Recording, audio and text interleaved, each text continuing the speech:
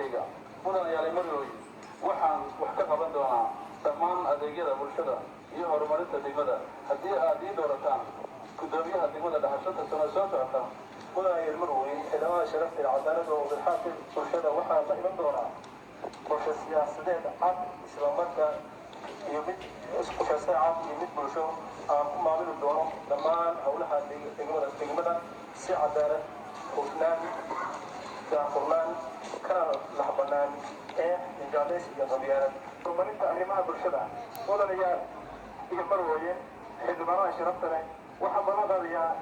in xukuumadeedu dardar gelinayso tayeynta iyo kor u qaadidda arrimaha bulshada sida caafimaadka waxbarashada biyaha jidadka iyo kordhinta wax soo saarka dalka waxaa la rabaa marka in lala xisaabtamo lagu dabagalo mas-uuliyiintii ay lahaayeen inay ka soo dhalaalaan golaha deegaanku sidaas si lamida waxaa la rabaa inay kula xisaabtamaan mas-uuliyiinta ay caawa halkan ku doorteen mas-uuliyiintii loo doortay ee fulinta haddii lahayd waa xukuumadda guud ahaan iyo dowladda gaar ahaanna wasaaradda arrimaha guduhuna si dhow ayay ula soconaysaa waxqabadka golaha deegaanka iyo khaasatan guddiga fulinta oo kow uu ka yahay gudoomiyaha iyo ku-xigeenkiisu waxaana rajaynaynaa ilaahay idinkiisana shaqo fiican qabtaan laakiin ka hari mayno waa daba joogaynaa waxaan kaloo rabnaa in isla xisaabtankaas la xoojiyo shaqadana ay guddiga u noqoto haddii lahayd meesha caynkaasa oo sidaa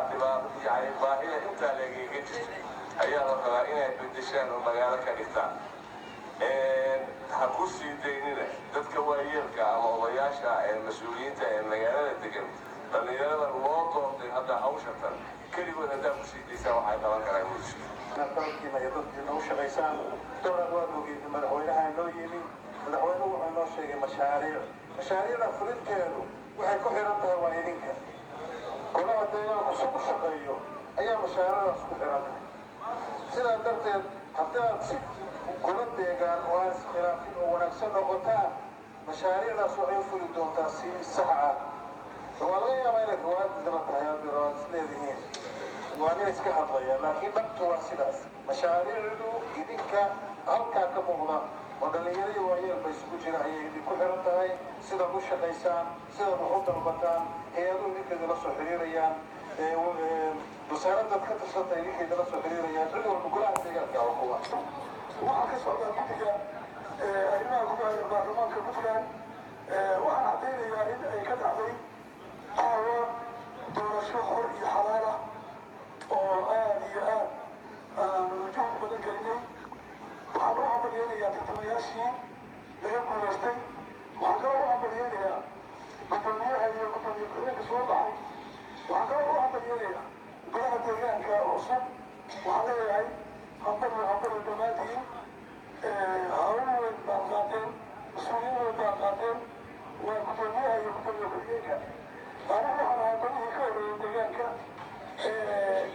2014 bishii sagaalaad la dhisay ayna ka dhamaatay bishii sagaalaad 14keedii 2019 rumaantii annagu waxaan ahay fadhiid baan ahay lama rabo sideediina fadhiid ahaataan waxaa la rabaa waxqabad kitaab baad qabteen waxaad sida hadda u shaqaysaaniin ayaa mashaariicda iyo wax walba ku imaan doonaan haddiise waxa weeye dhexdiina aad khilaaf iyo qabqabsi iyo moosho iyo wax lamida la timaadaaniin wixii waxay noqonayaan wax dambiye oo dhashay waxaan aad ugu hambalyeynayaa oqaasha gobolka highland gaar ahaan degmadiisa dhaar oo nala fududeeyey arrinta iyada ah golaha haddaan iyaga nala fududay wax qabsoo yidhaha ma jiraan waxa weeye haddii aan la qabin in la shaqeeyo meelahaasaan iska joogi lahaa shaqaa bilaabmaysa haddii ilaha yidhaahdo